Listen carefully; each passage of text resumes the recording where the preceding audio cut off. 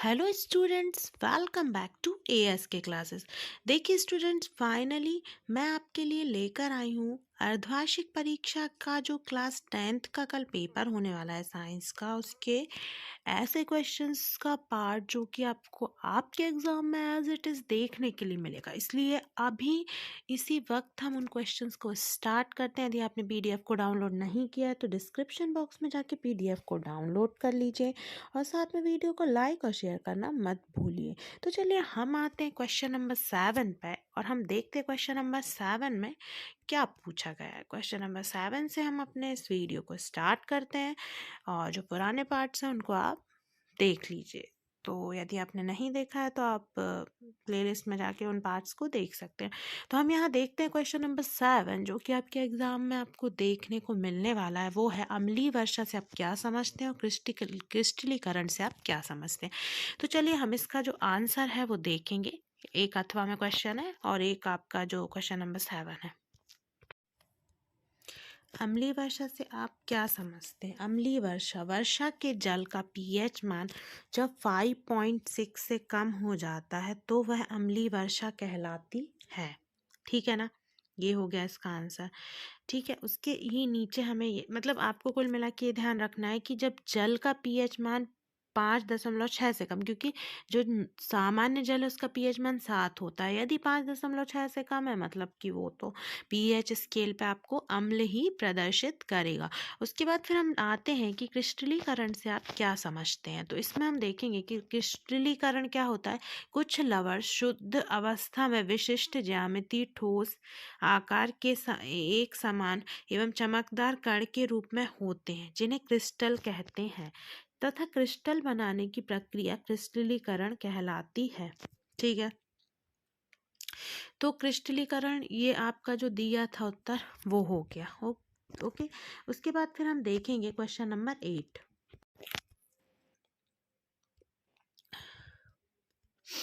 धातुओं एवं अधातुओं में रासायनिक आधार पर दो अंतर लिखिए और अपर रूप किसे कहते हैं। ये जो दो प्रश्न है इनका उत्तर भी हम जल्दी से आइए देख लेते हैं। यहाँ हम देखेंगे कि रासायनिक गुणधर्म के आधार पर धातुओं और अधातुओं में विभेद करना है। तो हम देखेंगे कि रासायनिक गुणधर्मों के आधार पर धातुओं और अधातुओं में क्या विशेष अंतर है कि ये अपचायक होती हैं, ये उपचायक होती हैं। इनके ऑक्साइड क्षारीय होते हैं, इनके ऑक्साइड अम्लीय या उदासीन होते हैं। तीसरा, ये अम्लों से अभिक्रिया करके प्रायः हाइड्रोजन विस्थापित करती हैं, ये अम्लों से अभिक्रिया नहीं करती हैं। उसके बाद फिर हम ये देखेंगे विद्युत धनात्मक तत्व और ये विद्युत ऋणात्मक तत्व है। ठीक है ना, तो ये आपका हो जाता है कंप्लीट। और उसके बाद फिर हम आते हैं क्वेश्चन नंबर 8 का जो अथवा था वो उस पे। तो हम देखते हैं अपर रूपता से क्या समझते हैं। तो हम देखेंगे कार्बन के दो अपर रूपों के नाम लिखिए। तो अपर रूपता क्या है। जब कोई तत्व प्रकृति में विभिन्न रूपों में मिलता है जिनके भौतिक गुणों में भिन्नता होती है लेकिन रासायनिक गुण समान होते हैं तो उनको उस तत्व के अपर रूप एवं उनके इस गुण को अपर रूपता कहते हैं। कार्बन के प्रमुख अपर रूप क्या है, ग्रेफाइट और डायमंड, ये दो हैं। ठीक है ना, तो ये होगा इसका ये जो हो गया ये इसका आंसर हो गया कि अपर रूप वे अपर रूप कहीं ना कहीं वे तत्व हैं जिनके भौतिक गुणों में तो भिन्नता है, मतलब भौतिक गुण अलग अलग है लेकिन रासायनिक गुण समान है। ये बात आपको ध्यान में रखना है। ठीक है ना, तो मतलब कार्बन का अपर रूप होगा ग्रेफाइट और डायमंड, मतलब कि इन दोनों के भौतिक गुणों में भिन्नता है लेकिन जो रासायनिक गुण है वो समान है। चलिए फिर हम देखते हैं क्वेश्चन नंबर 9। क्वेश्चन नंबर 9 क्या है, साबुन एवं अपमार्जक में अंतर लिखिए और प्रतिस्थापन अभिक्रियाएं किसे कहते हैं। ये दो हैं प्रश्न, तो इनका हम उत्तर देखते हैं। तो हम देखेंगे साबुन वसा अम्लों के उच्च सोडियम या पोटेशियम लवण होते हैं। ये आपको याद कर लेना है कि साबुन क्या होता है, साबुन वसा अम्लों के उच्च पोटेशियम या सोडियम लवण होते हैं। अपमार्जक एराइल या एल्काइल अम्लों की लंबी श्रृंखला वाले सोडियम लवण होते हैं। ठीक है, उसके बाद हम आएंगे तो साबुन जल में उपस्थित Ca और Mg के लवणों के साथ अविलेय पदार्थ बनाते हैं, मतलब जो कहीं ना कहीं घुलता नहीं है। अपमार्जक जल में उपस्थित Ca मतलब कैल्शियम, Mg मतलब मैग्नीशियम। लवणों के साथ अम्लीय पदार्थ नहीं बनाते, मतलब अम्लीय पदार्थ कहीं ना कहीं ये निर्मित नहीं करते। साबुन कठोर जल के साथ अच्छा झाग नहीं देते हैं, अपमार्जक कठोर जल के साथ अच्छा झाग देते हैं। उसके बाद हम देखेंगे साबुन सामान्यतः कपड़े धोने के लिए अधिक उपयुक्त नहीं होते, अपमार्जक सामान्यतः कपड़ों की धुलाई के लिए ही निर्मित किए जाते हैं। अब उसके बाद हम आएंगे इसके अथवा पे और हम देखेंगे प्रतिस्थापन अभिक्रिया क्या कहलाती है। प्रतिस्थापन अभिक्रिया वह क्रिया है जिसमें परमाणु की संरचना में बिना किसी परमाणु के समूह द्वारा किसी अन्य परमाणु समूह को शामिल किया जाता है, जैसे कि CH4, Cl2, CH3, Cl plus HCl। इसको आपको ऐसे फॉर्म में लिख लेना है, जैसे कि CH4 तो ये ऐसे हो जाएगा धन Cl2 धन, यहाँ पे ये अभिक्रिया हो गई इन दोनों के बीच में, तो यहाँ क्या हो जाएगा CH3 Cl plus HCl hydrochloric अम्ल यहाँ पे निर्मित हो रहा है। यहाँ CH4 का एक परमाणु द्वारा प्रक्षेपित किया जाता है, यहाँ पे होना चाहिए Cl2 के एक परमाणु द्वारा प्रक्षेपित किया जाता है। यह क्रिया मुक्त मूलक प्ले स्नेही या क्लिनिक स्नेही द्वारा होती है। तो ये प्रतिस्थापन कैसे हुआ कि देखिए यहाँ पे क्या हुआ है कि जो Cl है वो कहीं ना कहीं H से जाके जुड़ गया है और ये एक जो Cl है वो यहाँ पे जुड़ गया, तो ये मतलब इनने अपना स्थान बदल लिया, तो ये हो गई प्रतिस्थापन अभिक्रिया। उसके बाद हम देखते हैं क्वेश्चन नंबर 10। स्वपोषी पोषण के लिए आवश्यक परिस्थितियां तथा इनके उत्पाद क्या हैं। उसके बाद माइटोकॉन्ड्रिया को कोशिका का बिजली घर क्यों कहा जाता है। ये दो प्रश्न अपन देखते हैं और आते हैं कि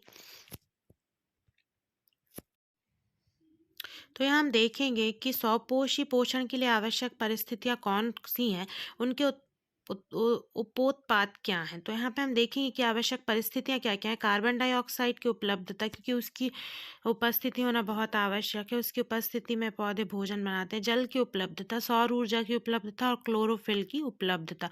स्वपोषी पोषण के उपोत्पाद ग्लूकोज और ऑक्सीजन गैस। अब देखिए यहाँ पे ये हो गया आपका ये वाला उत्तर। उसके बाद हम देखें क्वेश्चन नंबर 10 का अथवा माइटोकॉन्ड्रिया को कोशिका का ऊर्जा संयंत्र बिजली घर कहते हैं। माइटोकॉन्ड्रिया में एंजाइम होते हैं जो भोज्य पदार्थों का ऑक्सीकरण करके ऊर्जा का निर्माण करते हैं, जो ATP के रूप में एकत्र होती है। यह ऊर्जा बहुत सी जैविक प्रक्रिया के काम आती है, अतः माइटोकॉन्ड्रिया को ऊर्जा संयंत्र बिजली घर भी कहा जाता है। तो ये हो गया, मतलब बिजली घर कहा जाता है, ये बात तो बहुत विशेष आपको ध्यान रखना है क्योंकि इससे बहुत ऑब्जेक्टिव भी बनते हैं। तो यहाँ पे ये वाला क्वेश्चन कंप्लीट हुआ। उसके बाद हम देखते क्वेश्चन नंबर 11। क्वेश्चन नंबर 11 में मस्तिष्क का कौन सा भाग शरीर की स्थिति तथा अनुरक्षण करता है। उसके बाद मनुष्य में स्रावित होने वाले नर तथा मादा शायद हार्मोन होना चाहिए, यहाँ पे देख लेते हैं आंसर में क्या है। अनुमस्तिष्क जो पश्चिम मस्तिष्क का भाग है शरीर की स्थिति तथा संतुलन का अनुरक्षण करता है। यह ऐच्छिक पेशियों की गति को नियंत्रण करता है। ठीक है, ये हो गया इसका आंसर। उसके बाद हम आते हैं क्वेश्चन नंबर 11 के अथवा पे कि नर जनन हार्मोन ये है टेस्टोस्टेरॉन के कार्य लिखे हुए हैं। शुक्राणुओं का निर्माण। मादा जनन हार्मोन क्या है, एस्ट्रोजन और प्रोजेस्टेरॉन। एस्ट्रोजन के कार्य क्या हैं, द्वितीय लैंगिक लक्षणों का विकास एवं जनन शक्ति का विकास। प्रोजेस्टेरॉन के कार्य हैं भ्रूण के विकास एवं पोषण में सहायता प्रदान करना।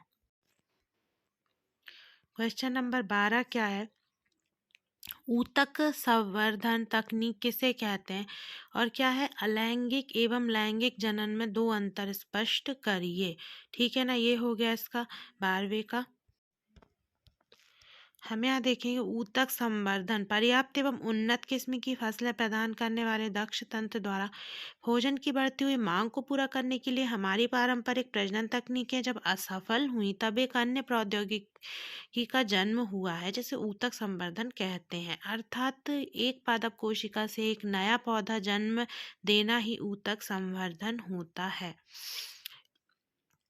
मतलब कहीं ना कहीं एक पादप कोशिका से एक नया पौधा बना देने को ही ऊतक संवर्धन कहा गया है। उसके बाद हम देखेंगे यहाँ, तो लैंगिक और अलैंगिक जनन में जो अंतर है क्या है कि इस लैंगिक अलैंगिक जनन में केवल एक जनक भाग लेता है और लैंगिक जनन में प्रायः दो जनक ही भाग लेते हैं। उसके बाद इसमें युग्मक उत्पन्न नहीं होते, इसमें वो युग्मक उत्पन्न होते हैं। तो कहीं ना कहीं यहाँ पे आ लगा है, मतलब आपको यहाँ ज़्यादातर नहीं नहीं लिखना है, ठीक है। इसकी प्रक्रिया में निषेचन नहीं होता, इसमें होता है। इस प्रक्रिया में युग्मक नहीं बनते, इसमें बनते हैं। इस प्रजनन के दौरान अर्धसूत्री विभाजन नहीं होता और इसमें होता है। तो कहीं ना कहीं ये अंतर बस एक थोड़ा अलग है, बाकी के सारे अंतर आपको एक बार में याद हो जाएंगे। तो चलिए फिर हम देखते हैं क्वेश्चन नंबर 13। अनुवांशिक लक्षण किसे कहते हैं? जीन के प्रमुख दो कार्य लिखिए, ठीक है ना। देखेंगे कि जीवधारियों में पीढ़ी दर पीढ़ी विभिन्न लक्षणों का संचरण अनुवांशिकता कहलाता है तथा ये लक्षण अनुवांशिक लक्षण कहलाते हैं, ठीक है ना। उसके बाद हम 13वें के अथवा में आएंगे और देखेंगे जीन द्वारा आरएनए का निर्माण होता है, कोशिका में प्रोटीन के निर्माण में सहायक है, गैमीट्स बनाते समय यह गुणसूत्रों से पृथक होकर नई संतति में प्रवेश करते हैं, यह उत्परिवर्तित होकर नए गुण उत्पन्न करते हैं। मतलब कहीं ना कहीं जीन के द्वारा आरएनए का निर्माण होता है, ये आप सबसे पहले याद रखें। उसके बाद प्रोटीन के निर्माण में भी ये सहायक है, गुणसूत्रों से अलग होकर नई संतति में कहीं ना कहीं इसका एंटर होता है और ये परिवर्तित होकर अपना जो गुण है उनमें बदलाव करते हैं और नए गुण उत्पन्न करते हैं, ठीक है। उसके बाद फिर हम आते हैं क्वेश्चन नंबर 14 पे। यहाँ हम क्वेश्चन नंबर 14 में देखेंगे वास्तविक प्रतिबिंब और आभासी प्रतिबिंब में कोई दो अंतर लिखिए। एक गोली दर्पण की वक्रता त्रिज्या 20 सेंटीमीटर है, इसकी फोकस दूरी क्या होगी? तो ये थे दो प्रश्न। तो हम जल्दी से आइए फटाफट इनका आंसर देखते हैं। उसके बाद फिर 15 नंबर का क्वेश्चन भी हम इसी में साथ में आपको आंसर बता दे रही हूँ मैं, क्योंकि वीडियो लंबा हो रहा है इसलिए। तारे क्यों टिमटिमाते हैं और वर्ण विक्षेपण किसे कहते हैं? तो चलिए इन चार प्रश्नों का हम उत्तर देखेंगे। सबसे पहले ये है वास्तविक प्रतिबिंब और आभासी प्रतिबिंब में अंतर। किसी बिंदु स्रोत से निकली हुई किरण पुंज परावर्तन या अपवर्तन के बाद जिस बिंदु पर मिलती है उसे वास्तविक प्रतिबिंब कहते हैं। किसी बिंदु स्रोत से निकली हुई किरण पुंज परावर्तन या अपवर्तन के बाद जिस बिंदु से अपसृत होती हुई प्रतीत होती है उसे आभासी प्रतिबिंब कहते हैं। इसे पर्दे पर उतारा जा सकता है और इसे पर्दे पर प्राप्त नहीं किया जा सकता। आभासी प्रतिबिंब जो है वो हमेशा सीधा बनता है, ये ध्यान रखिए, और ये जो है वो हमेशा उल्टा बनता है। तो कुल मिला के यहाँ मिलती हुई प्रतीत होती है, मिलती नहीं है, क्योंकि आभास हो रहा है मिलने का इसलिए आभासी प्रतिबिंब, और यहाँ वास्तविक रूप से मिल रही है इसलिए वास्तविक प्रतिबिंब है। तो ये आपको ध्यान रखना है। उसके बाद हम आएंगे क्वेश्चन नंबर 14 का जो न्यूमेरिकल आपको दिया गया है कि गोली दर्पण की वक्रता त्रिज्या कैपिटल आर बराबर 20 सेंटीमीटर, फोकस दूरी स्मॉल एफ बराबर r/2, तो 20/2 मतलब कि 10 सेंटीमीटर इसकी फोकस दूरी हो जाएगी। उसके बाद फिर हम आते हैं क्वेश्चन नंबर 15 पे, तारे क्यों टिमटिमाते हैं? तो इसमें हम देखेंगे कि तारों से आने वाले प्रकाश का वायुमंडलीय अपवर्तन के कारण तारे टिमटिमाते हुए प्रतीत होते हैं।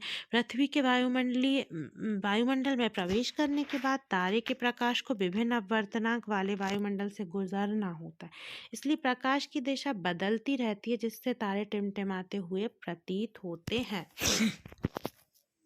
हाँ, तो ये हो जाएगा कि कुल मिला के मेन इसका रीज़न अपवर्तन होता है, ठीक है। और उसके बाद उसको यहाँ पे एक्सप्लेन किया गया। उसके बाद हम देखेंगे 15 का जो अथवा है, श्वेत प्रकाश की किरण अवयवी, जो श्वेत प्रकाश की किरण है उसका 7 रंगों में विभक्त होना ही वर्ण विक्षेपण कहलाता है।